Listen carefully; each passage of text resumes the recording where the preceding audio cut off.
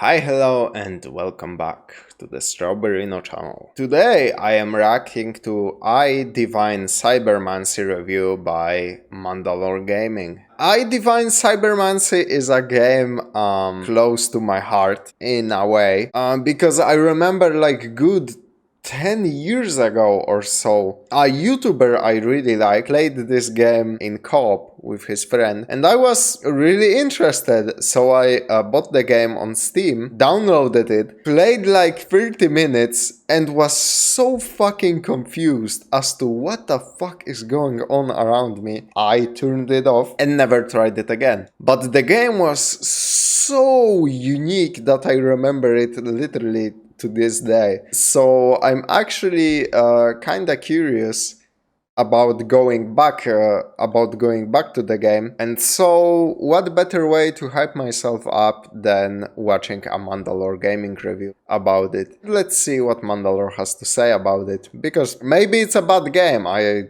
don't really know for sure.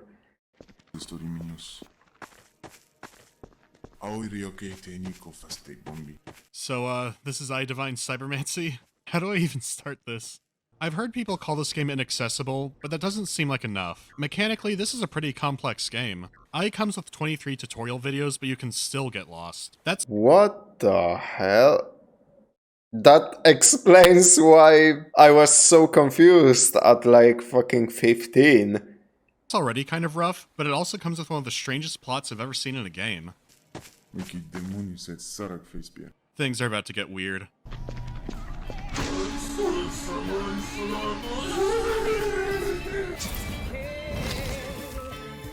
Well,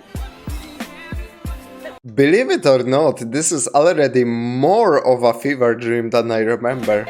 Holy goddamn. I've gotten a ton of requests to do a Divine Cybermancy video, and I was already familiar with it, but I can safely say that I appreciate it much more now. I've heard people call it a Warhammer ripoff, which is true, but there's more to it than that. Plus, the company admits it's inspired by Warhammer and other titles, and they went on to make a Warhammer game. E.Y.E is based off a tabletop game called Ava. You probably haven't played it.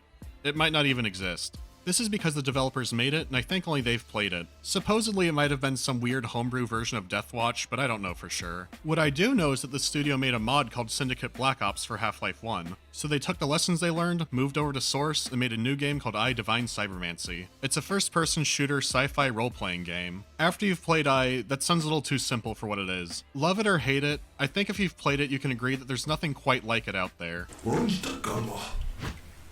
Let's start with the visuals. It's very clearly a Source game. It looks and feels like a Half-Life 2 total conversion mod that went out of control. And seeing as how only about a dozen people made this game, that might be pretty close to the truth. Does look like Regardless, this came out in 2011, and it was outdated looking even then. So on a technical level, this looks bad. But that changes up when you factor in art direction. A lot of these character designs are outright inspired. That's what I wanted to say. Like, this game does not look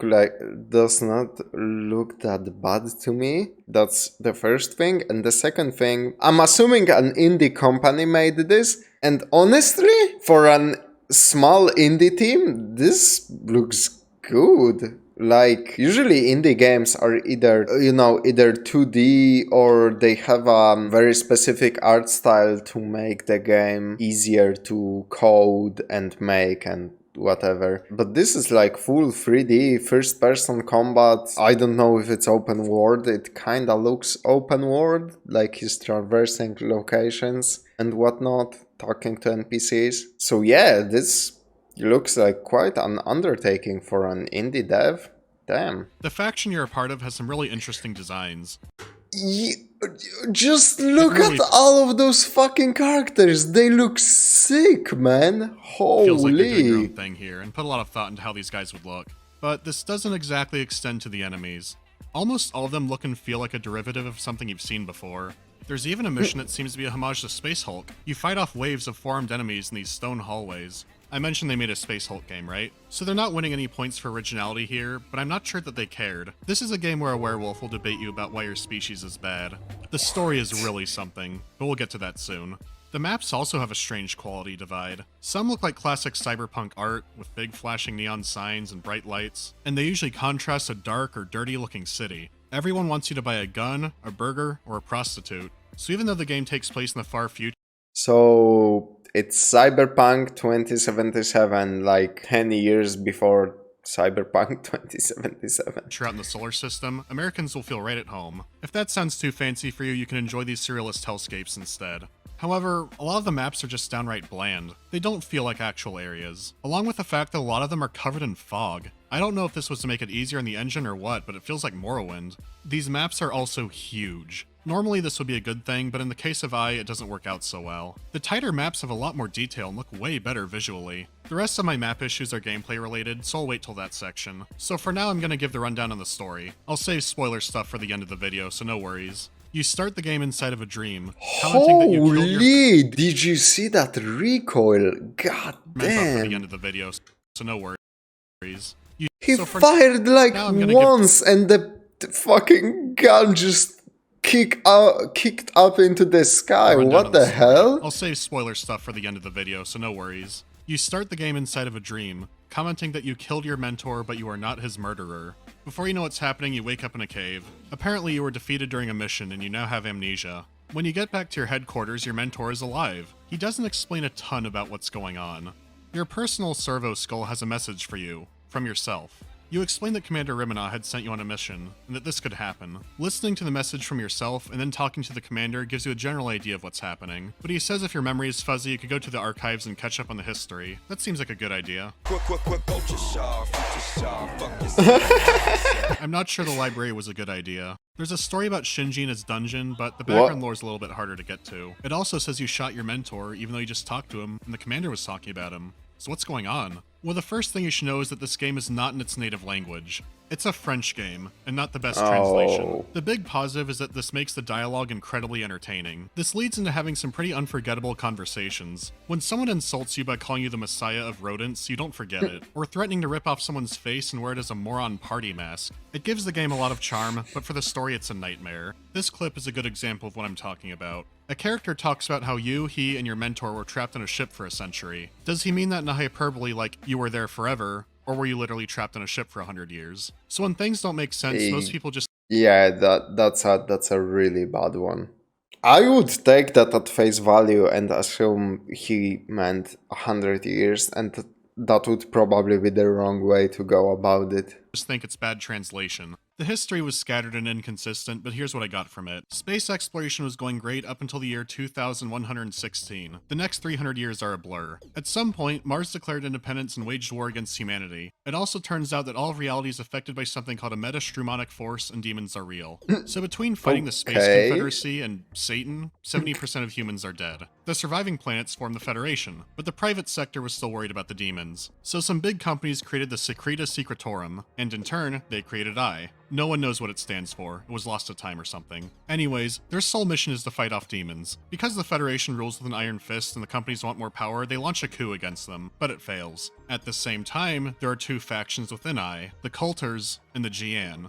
They've been waging a minor civil war on each other. Your mentor wants to bring the two sides together and focus on fighting the Federation and the demons. The commander just wants to exterminate the Jian. The game drops you off in the middle of this, and this is behind levels of intentional incoherence and bad translation. So if someone picked this up kind of casually and wasn't paying attention, you can get lost quickly and easily. Stuff like the holy CVS receipts are never explained. So let's get right into the gameplay.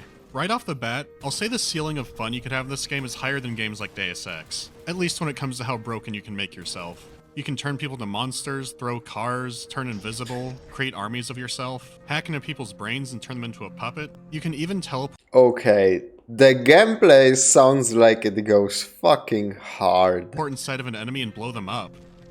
And that's not even everything. But this is a role-playing game, so you will have to earn it.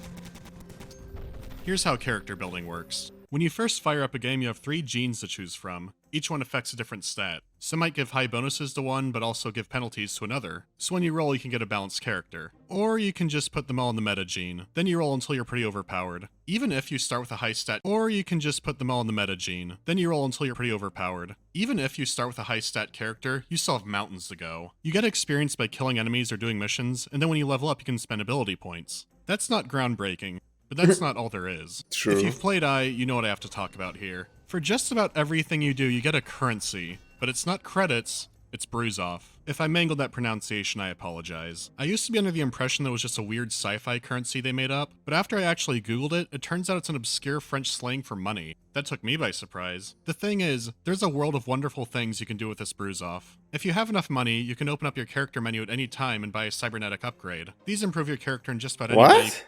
How does that work that you open up a fucking menu and you can just put money into yourself? Bro, that's some Yakuza 0 shit. Investing into yourself. I can imagine. I would advise investing in your legs. More on that later. You can use your money in the temple headquarters to buy new psychic powers, cybernetic powers, or new weapons. All of these items usually come with stat requirements, so you can't buy them all at once. They might also need research. E.Y.E uses a very similar system to the original XCOM. When you kill an enemy, they have a random chance of dropping a briefcase. These cases have research items, so you want to grab as many as you can. Research costs Bruisoff and happens in the background, but you can spend more money to assign more scientists to speed up the process. This does have a few catches. First, what you get is completely random, even though some enemies are known to have higher drop chances for loot. The issue with this is that some research requires other research. The game has an entire tech tree. On top of this, some research is completely useless. I don't mean tiny bonuses, I mean they do literally nothing. And you can't really tell which research is going to be junk, so don't spend all of your money on one research. There's only a few useless ones, but it's something to keep in mind. It does incentivize playing the game longer, since there's some pretty powerful endgame researches you can get. Most of the really devastating weapons need them, but having them be from pure RNG is kind of annoying. The max character level is 120, and there are tons of powers and weapons to unlock. So this variety seems good. How's the gameplay? Well, if you like the original Deus Ex, you'll feel somewhat at home. It's nowhere near as intricate, but it is familiar. Let me explain. You usually have multiple it's good. Like, the original Deus Ex is fucking good. Methods for accomplishing a mission. If you're assigned to assassinate someone, you could just go and kill them from a window, but you can try a more subtle approach. How about convincing someone to do it for you? How about hacking a security system and turning it against them? What if you just hack someone's cyberbrain, control them like a puppet, and then send them out to do the murder? You have a ton of freedom in how you can do things, with a catch. No matter how you conduct a mission, it won't really affect the story. The only exception is one planet where you can choose one of 3 paths to go on. These lead to maps which are exclusive to your decision, but other than that, it doesn't happen anywhere else. So if you like RPGs with big decisions and story effects, that doesn't really happen here. It makes up for this with all the side quests it offers in the main storyline. As you progress, you can unlock new areas in the temple and then go back to areas or visit new ones. These will give you a bunch of plotless side objectives. So they're ultimately for farming and having fun, not more story content. It has an insane plot, but the game is okay with you ignoring it. Even the difficulty settings kind of hint at this. You can crank up how challenging the enemies are, and even their spawn rates. The payoff is you get more XP and Bruisoff when you kill them. In fact, even with a cloak, stealth is pretty hard in this game. You can dumb down their detection AI, but that doesn't feel very fair. It already has its struggles since they're basically multiplayer bots. So except for mission rewards, everything else is highly encouraging you to kill enemies. They sure gave you a lot of ways to do it. So how fun is the gameplay? Let me introduce you to a starter weapon SMG. This is so weird, because they have those very intricate role-playing systems. This is inspired by Deus Ex and Warhammer, from what has been said. And the gameplay is kinda like original Deus Ex, but they focus on the gameplay more than the story, from what Mandalore has said. Because, like, you have side missions that don't have any story, just, go kill guys. And you have a bunch of... and the game really incentivizes you to, like, just demolish enemies and have fun with that. That's such a strange combination. I would assume this is one of those games that is plot first, and the plot is the most important part. But now you're telling me it's like basically first person Devil May Cry, where the combat and the gameplay is most important and the plot comes second? Let's see what Mandalore has to say about the gameplay then, because that would be weird. I would assume you played this game mainly for the story, but maybe I'm wrong, or I misunderstood what he was saying. It has 2 fire modes, full auto and fuller auto. What the fuck? This could be the best game ever made.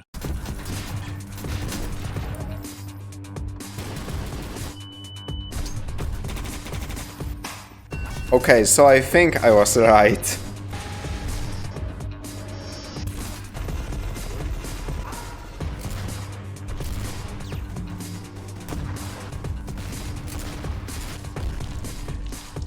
The combat in this game is so much fun. Every single that is very interesting.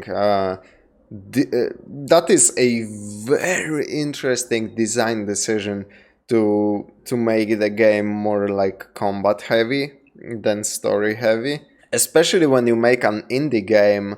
I mean this. I don't know if we can call them an indie studio because they made a game previously and a Warhammer game at that, but they are not like a crazy big studio, so this is very surprising. I would not expect that I Divine Cybermancy is actually fun to play. Can be hotkeyed individually. If that sounds like too much, there is a radial menu you can use. Either way, the controls are incredibly tight and responsive. Every single weapon kicks like a mule and feels powerful. The top tier weapon is a revolver. You don't see that too often. Plus, it doesn't need research or high stats. You can even wield it or any other handgun with a sword. You won't even care how stupid it looks because it's so fun. I mean, as the game would say, holy weed. So this game can be a blast, but again, it's an RPG, so there's some finer details and some problems. Some people stop early in the game because they don't know they can turn into Samurai Jack flying around in the Matrix. I know because I'm one of them. I had tried playing this game twice before and only got a few levels in each time. So here's what's happening. The game uses a grid-based inventory system. As long as you have space, you can have any weapon equipped and all the ammunition for it. However, the more you're carrying, the slower you'll be. Equipping heavier armor and carrying bigger weapons will make this even worse. And like I said before, these maps are enormous. Sprinting depletes the same resources you use for magic, or powers, whatever they are. Either way, you don't want that yellow bar to be empty. You can crouch down to recharge energy even faster, but it's still pretty slow when you're starting out. This is a section from the end of the first tutorial map. Look how far you have to climb down. Look at this walkway. I'm still. There's not a set piece being shown off, there's no enemies here, it's just needlessly long. In the first city mission, you might have to cross the map 4 to 5 times. The ends of some of these hallways don't even render. That's how far you're going to be walking around. Jesus, I usually don't mind this if there's a lot of atmosphere or things to find, but not. What a thrill. It's just silly. There's an alternate path in the tutorial where you don't have to fight any enemies, but I'm kind of convinced it's a prank. You crawl around in kilometers of vents, you jump down the Tower of Terror, you climb up the biggest ladder in the game. There we go.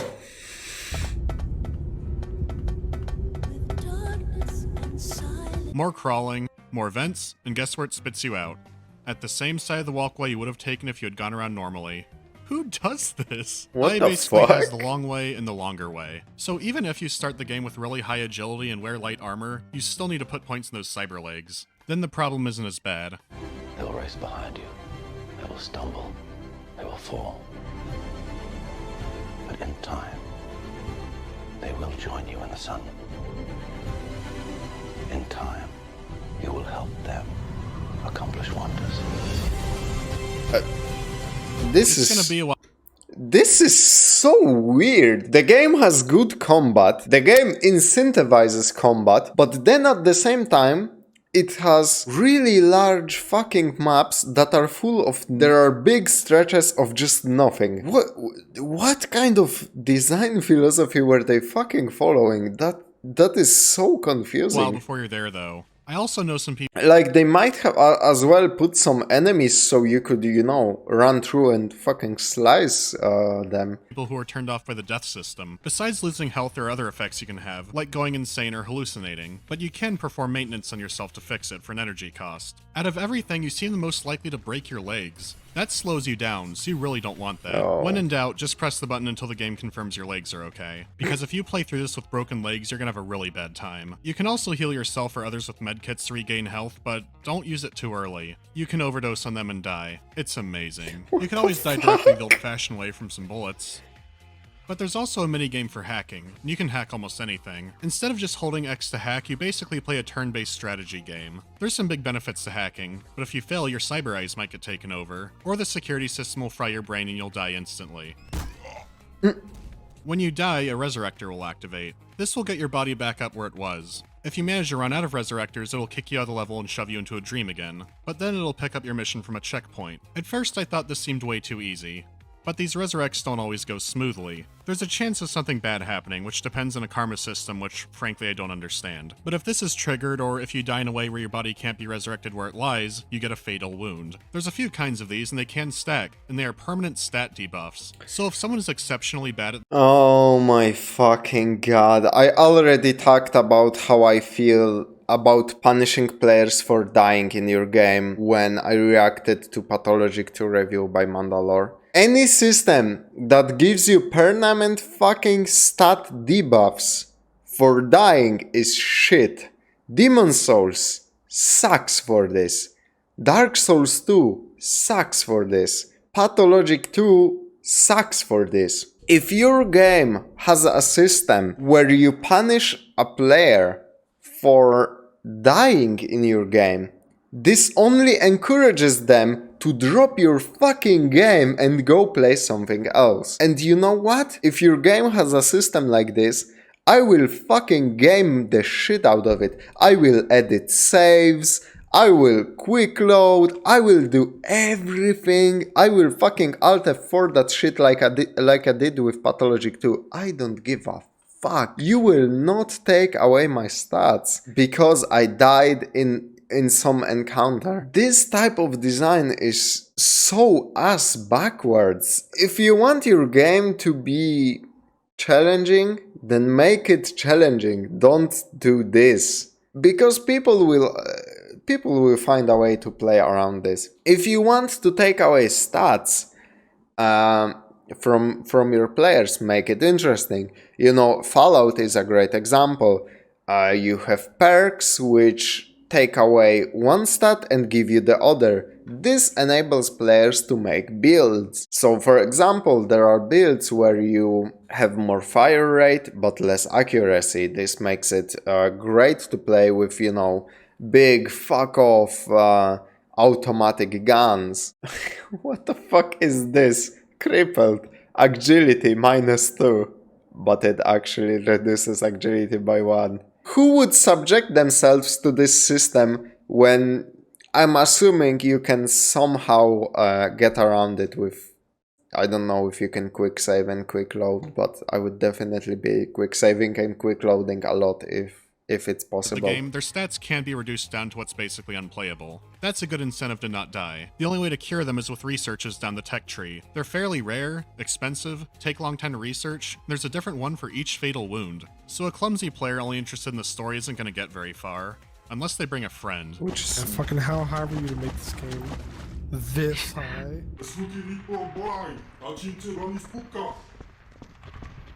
Are they saying that in English for you? Yeah, it's English. Dude, it's English. No, dude, I'm telling you, it's doing it in a different language for me. You guys ever played Silent Hill? The fuck? Why is he dual wielding hammers? This game can be completely played in co-op. It has a 32 player limit. What? 32. What the fuck? This game is so weird! You can use your character from single player and multiplayer, so you're building up your character for both modes no matter what you're playing. If you're doing a campaign mode, only one person can get dialogue at a time, so the fun is fighting off hordes of difficult enemies. I was surprised that the co-op multiplayer is still alive. When I played on public servers, there were still random people coming in and out. There are also competitive multiplayer modes, but all the ones I saw were dead. The single player can be fun, but the multiplayer is even better. Ultimately, I think this game's greatest strength is giving you a fun set of powers to play with in a big playground. So for all its issues, how is the story? Without spoilers, I'll say it's interesting and something that works best in a video game, but bad translation is a problem and that fan patch doesn't fix things. So if you're ready to embark upon the cycles of guilt, keep watching. Otherwise, go to this time to skip spoilers. Should I skip spoilers? Nah, I wanna see. Fuck it. I'm just gonna spoil You myself. good? Okay. If I had to describe the plot visually, it would be this.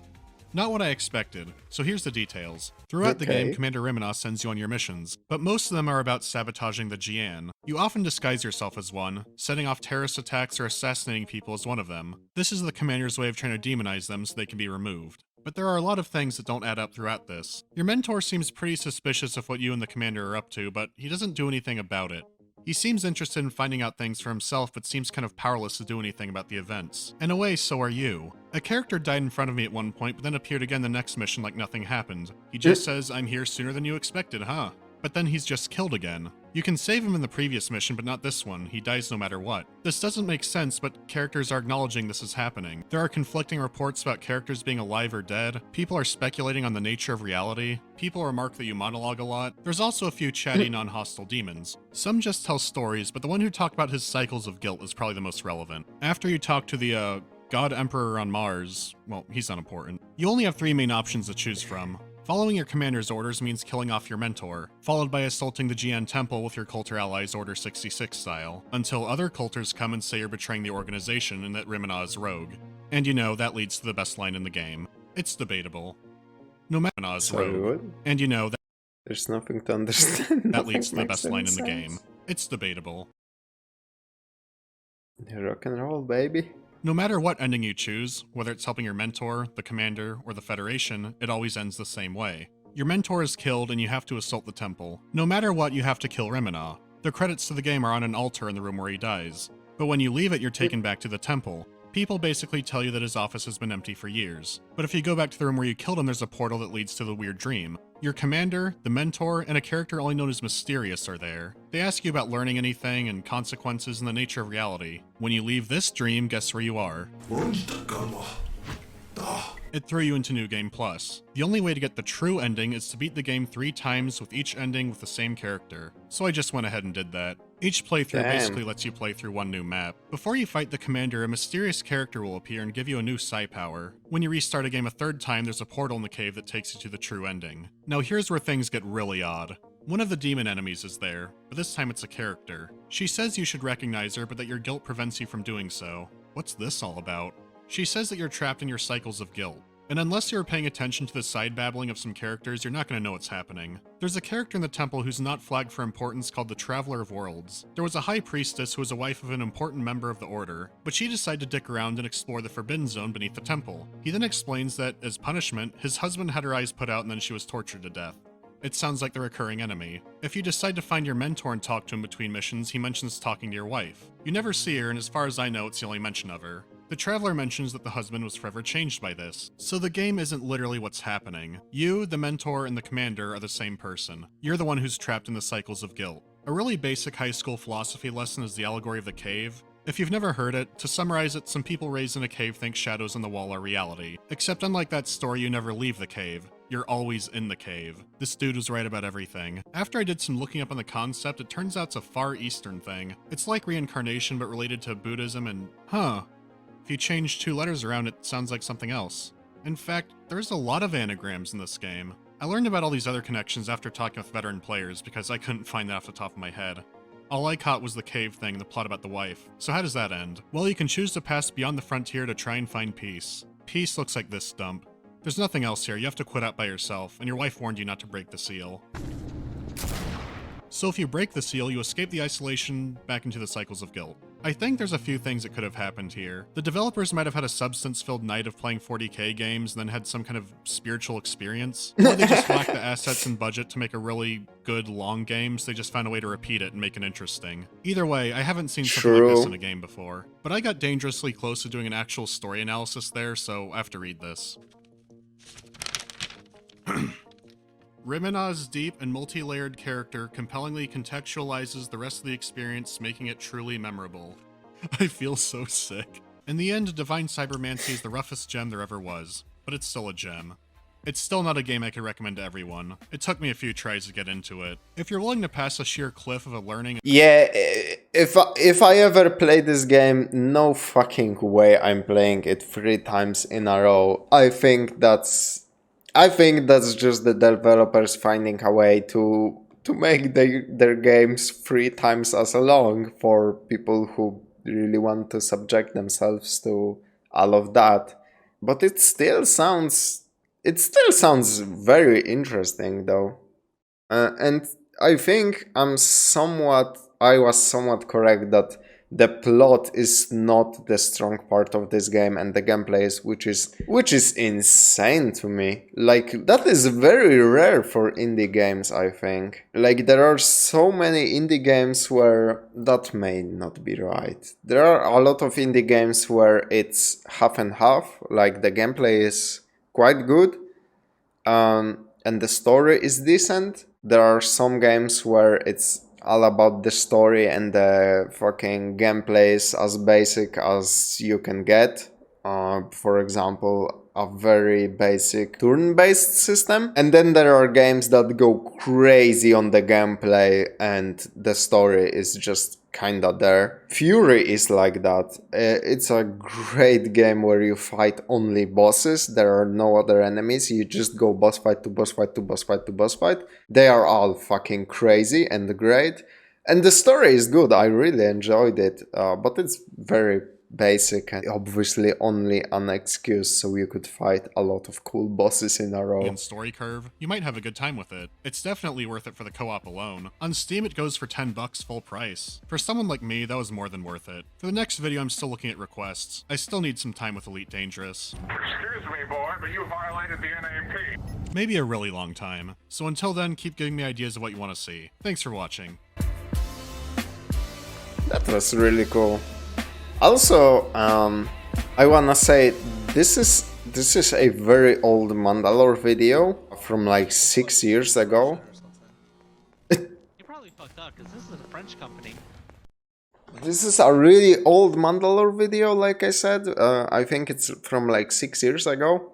And I gotta say, his style of video did not change much throughout all of those years. He sounds basically the same in his newer videos. His style of commentary is kinda the same, but that's not a bad thing. He just has a formula that he stuck to and it works. And like, I really enjoy his reviews. There is something special to them, I feel. So anyway, that's going to be everything from me for today, and thank you very much for watching and tuning in to my low effort reaction videos. I really appreciate the support and I hope you all have a nice day and the rest of your week.